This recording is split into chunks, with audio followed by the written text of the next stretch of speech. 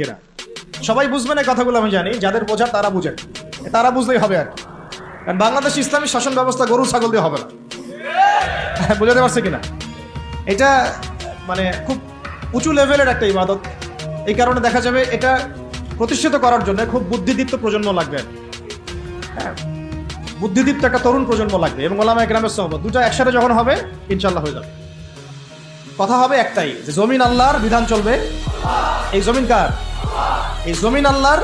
আমি আল্লাহর বান্দা, আমি আল্লাহর দিন পালন করি, আমি আল্লাহর রাসূল মুহাম্মদ সাল্লাল্লাহু আলাইহি ওয়াসাল্লামকে অনুসরণ করি। এই জমিনে মুসলিমদের মধ্যে শরিয়া চলবে, বিধান চলবে কার?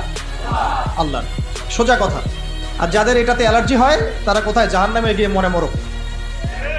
এইটা নিয়ে আমাদের কোনো আফসোস নাই, আপত্তি নেই। হ্যাঁ, তারা যদি ভালোই ভালোই মেনে নেয় তো আলহামদুলিল্লাহ, না মানলে আমরা দাওয়াতের কাজ তো করতে থাকবোই। আর যদি তারা আমাদের উপর জুলুম করতে আসে আমরাও প্রতিবাদের ভাষা বেছে নিব ইনশাআল্লাহ। এখন যারা জুলুম করেছে ছাত্র ভাইদের উপরে, এবং ছাত্র ভাইরা যখন এটাকে প্রতিবাদ করেছে, তার একটা দাবি নিয়ে যখন এক দফা দাবি নিয়ে যখন রাস্তায় নেমেছে, তখন আমরা কি ছাত্র ভাইদেরকে বলেছিলাম যে ছাত্র ভাইরা জঙ্গি? বুকে হাত দিয়ে বলেন তো, কেউ কি বলেছে?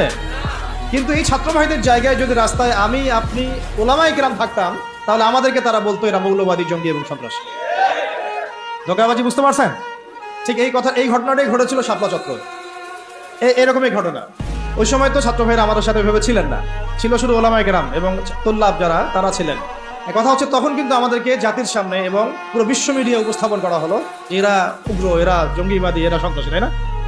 বহুজনের ঘাড়ে 10টা 20টা করে মামলা ঝুলা দেওয়া হলো, কত ভাইকে শাপলা চত্বরে নির্মমভাবে গুলি করে হত্যা করা হলো।